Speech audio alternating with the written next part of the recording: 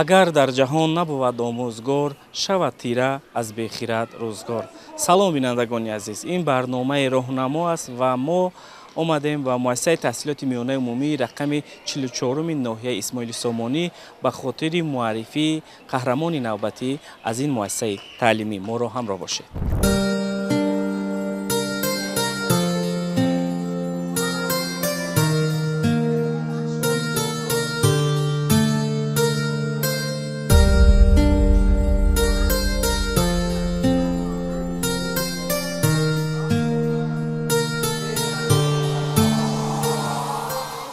алифборо ба дасти ман ниҳодӣ, бароям сад дари маънӣ кушодӣ. нахуст устоди ман дар ҳарду олам, бароят сабз гардад боғи шодӣ. қаҳрамони навбатии роҳнамо омӯзгорест, ки ба дасти хонанда алифборо медиҳад. роҳнамоест, ки алифбо, ҳарфу рақам ва хату саводро ба хонандагони хурдсол меомӯзонад. омӯзгори синфҳои ибтидоӣ муассисаи таҳсилоти миёнаи умумии рақами 44-уми ноҳияи Исмоили Сомонӣ, аълочии маориф ва илми ҷумҳурии Тоҷикистон, иштирокчии озмуни соҳавии омӯзгори соли Тоҷикистон Абдуллобек Ҳотамов.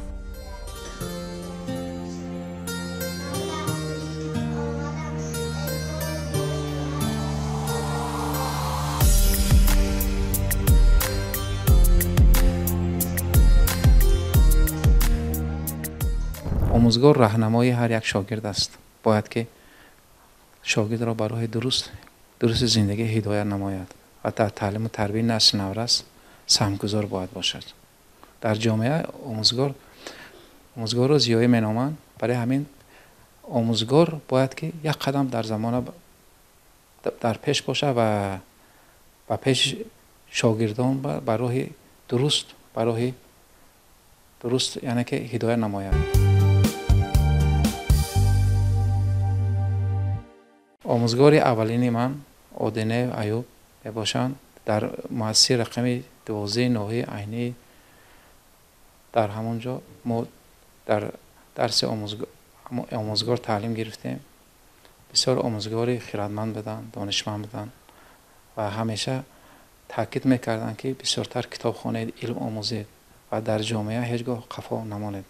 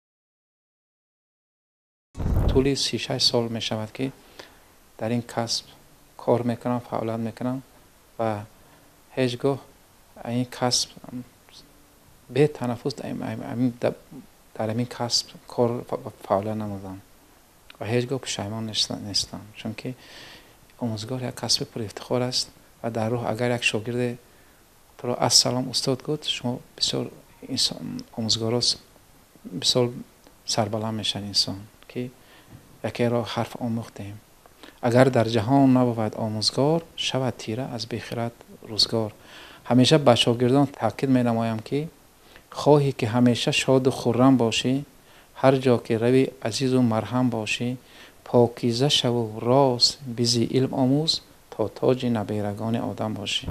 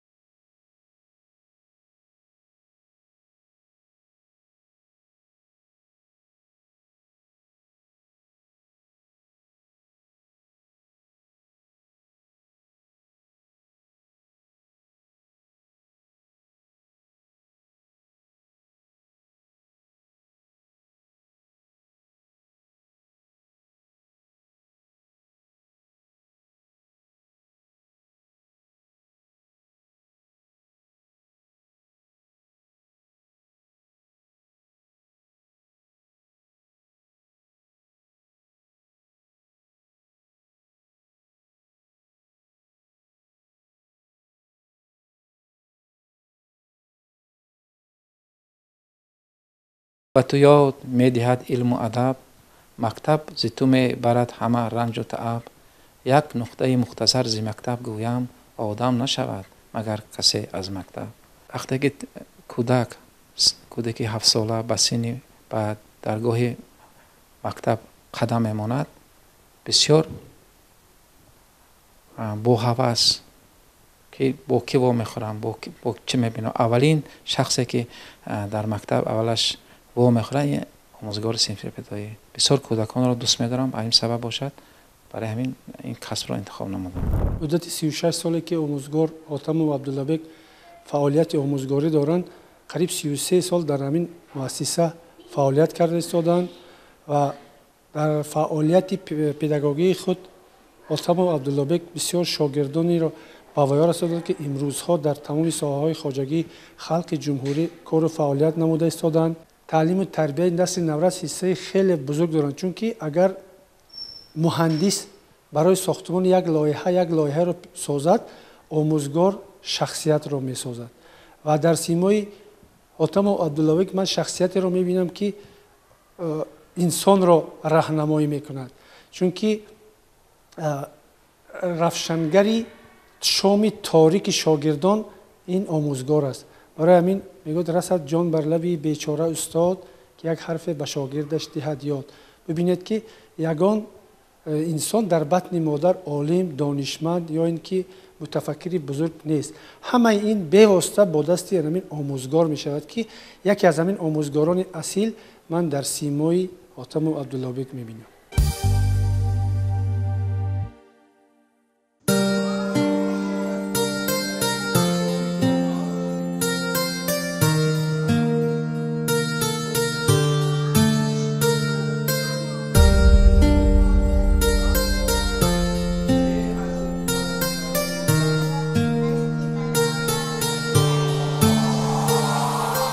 дар стандартҳои фаннии зинаи таҳсилоти ибтидоӣ салоҳиятнокӣ аз маҳаки асосии омӯзиш ва дарсазхудкунии хонанда дониста мешавад. бинобар ин муаллим кӯшиш менамояд ки диққати асосӣ ба ташаккули малакаҳои амалӣ равона карда шавад. тарзу усули нави таълим самти дигари интихоб кардаи омӯзгор аст ки аллакай дар синф самар додааст. дигар омӯзгорон кӯшиш мекунанд ки пайваста аз омӯхтаҳои омӯзгор омӯзанд ва дар раванди дарсҳояшон васеъ истифода кунанд.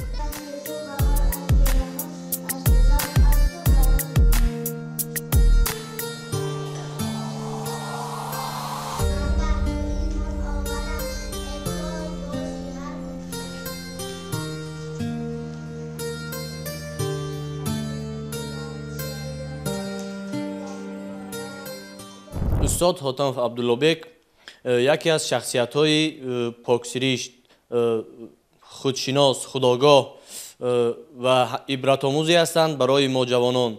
همیشه پی ایجاد هستند، همیشه پی تعلیم و تربیت نسل نورس هستند. برای ما آموزگاران جوان نمونه عبرت هستند. ما را همیشه نصیحت میکنند، همیشه به ما میآموزند نازکی‌های کسب آموزگاری را. درس‌های استاد همیشه رنگارنگ است، با اصول صلاحیتناک تعلیم است. خواننده ها بسیار استاد را دوست می دارند، با یک تیاری خوب می آیند. عموما که فعالیت استاد یک فعالیت عجیبی است که برای ما آموزگاران جوان همیشه نمونه عبرت است. سالهای زیادی است که همراه آموزگار حاتم عبدالله‌بک همکار هستیم و همیشه آموزگار در درس‌هایش از نوآوری و علم تکنیک استفاده می‌برد، از اصول‌های فعال تعلیم استفاده می‌برند و درس‌های معلم همه وقت شوق‌آور و ذوقمند می‌شود برای بچه‌ها.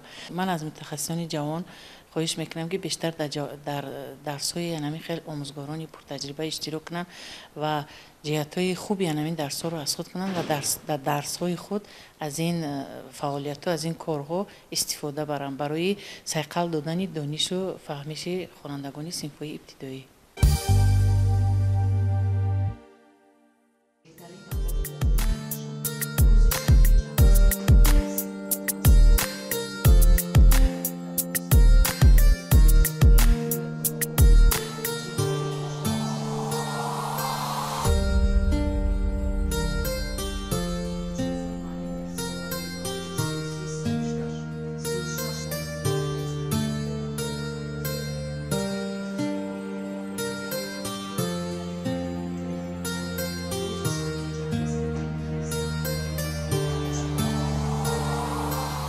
чун муаллим ҳамчун омӯзгори синфҳои ибтидоӣ собиқаи зиёд доранд, пайваста бо дарсҳои намунавӣ мавриди зеҳни таҳлилгарони соҳа ва омӯзгорон қарор мегиранд.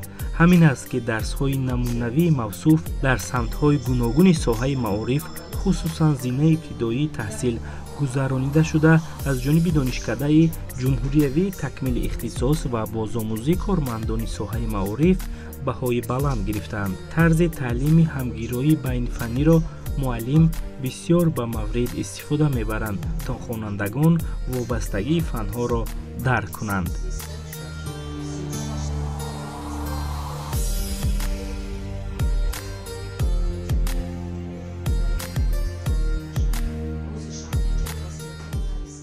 дарсҳоямро бо технологияи муосир ба воситаи тахтаи электронӣ, бо воситаи бозиҳо ва бозиҳои ҳар гуна бозиҳо гузаронида мешавад.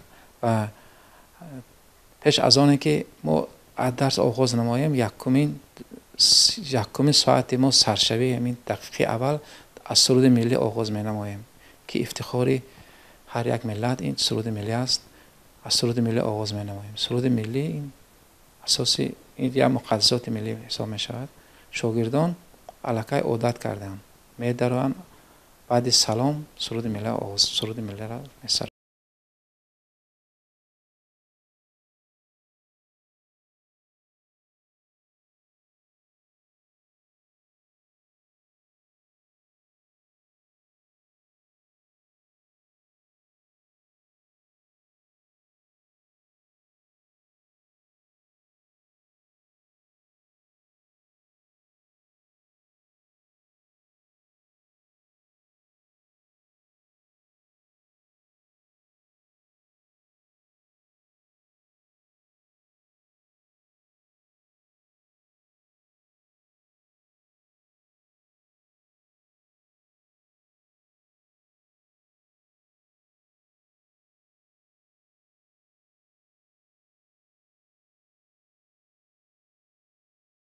аз соли 1989 то ба имрӯз дар ин касб фаъолан менамоям. шогирдони бисёре ба фикрам тарбия намудам ва шогирдон пешаш ба фикрам 40 сола ҳастанд. дар тамоми касбу корҳои зиёд дар берун аз тоҷикистон ҳам фаъолият мекунанд. дар амрико ҳастанд, дар шветсия ҳастанд, дар олмон, дар тоҷикистон, дар бисёр мамлакатҳо кор фаъолан менамоянд. бисёр шогирдо баъзе вақт омода хабар мегиранд ва дар ҳоли омӯзгор мебинанд. дар кори фаъолияти онҳо ман бохабар ҳастам, ба чӣ кор машғуланд. омӯзгор Ҳутам Фадлубек дорои хислатҳои хуби инсонӣ ҳастанд. он кас хеле ҳам шахси хоксор ҳастанд. шахсе ҳастанд ки ҳарчанд ки дониши хуб ҳам дошта бошанд, ҳама вақт аз дигарҳо, ҳатто аз ҷавонҳо ҳам мехоҳанд ки як чизеро барои худ бигиранд, як чизи наверо барои худ бигиранд. ва анамин хислатҳои хуби инсонӣ аст дар Ҳутам Фадлубек, ки имрӯз дар муассиса, дар ҳамин маҳалла дорои обрӯи баланди инсонӣ аст омӯзгор.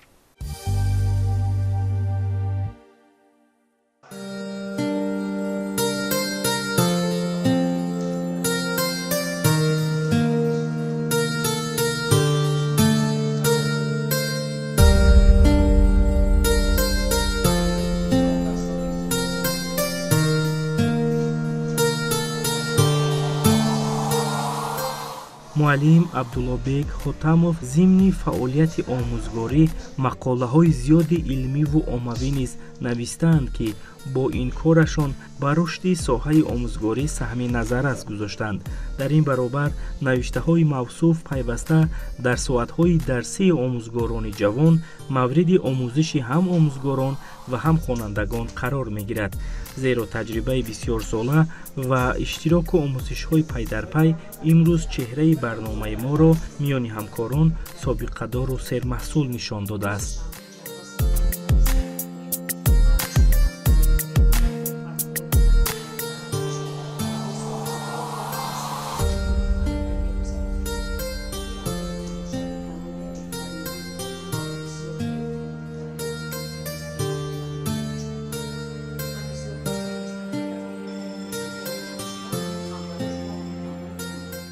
ساعت 6:30 در این مؤسسه حاضر می شوم و برای آماده نمودن درس آماده می شوم و تمام کارها را به انجام میرسم تا خواننده آماده نم الکی آماده می شوم و باور کنید که 70% عمری ما در این مؤسسه گذشته است، چون که ساعت 6:30 مؤسسه می بیام، ساعت 6 بیگاه به خانه می روم. تمام عمری ما در همینجا گذشت و همیشه کوشش می نماییم که یک شاگرد درست تربیت نماید و برای درست زندگی هدایت نماید.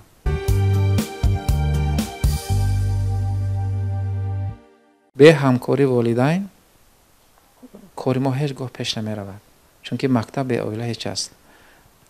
پیش از آنی که کودک به مکتب آید، اول در اوله تربیت می یابد. ما گروه داریم، برای صنف یکی ویب گروه هست. همه وقت من تمامی سپارش ها، تمامی چیزی که هست در همون گروه می نویسیم یک دیگر که همه وقت هر روز هر ساعت ما با آنها در رابطه هستم. من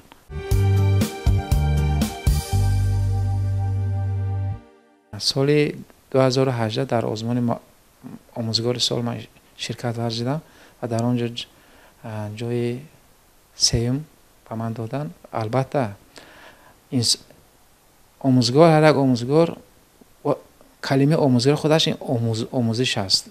باید هر روز باید که آموزد و زمانه باید پیشرفت باشد، پیشرفت باشد که به شاگردان چیز دهد.